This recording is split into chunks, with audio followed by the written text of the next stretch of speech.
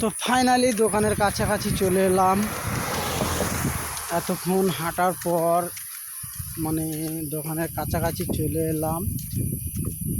একদম জঙ্গলের শেষ প্রান্তে একটাই দোকান আছে, আর বেশি দোকান এখানে নেই। একটাই দোকান, বাজারটা এখান থেকে অনেক দূরে, 1-1.5 ঘন্টা রাস্তা।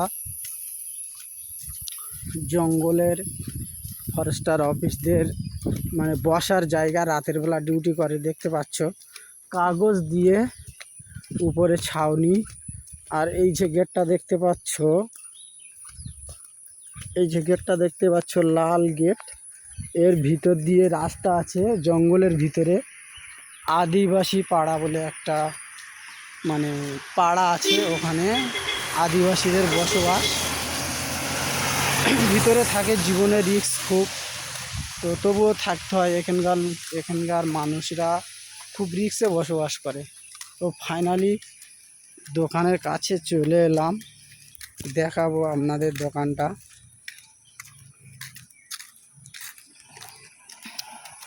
তো চলে এসেছি দোকানের কাছাকাছি। তো মনে হচ্ছে দোকানটা এখন বন্ধই আছে। একটাই দোকান খোলা আছে, দুটোই দোকান, একটাই দোকান খোলা আছে, একটা দোকান বন্ধ আছে। তো দেখতে পাচ্ছ এদিকে একটা রাস্তা চলে গিয়েছে, এই রাস্তাটা বাজারে চলে গিয়েছে। আর আমরা এসে গেছি দোকানে।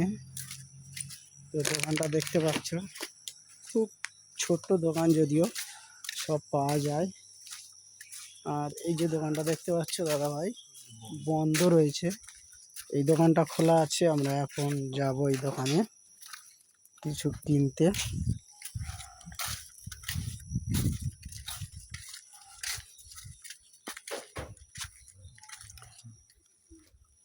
দোকানে কিছু কেনাকাটা করব। আপাতত ভিডিওটা এই পর্যন্ত।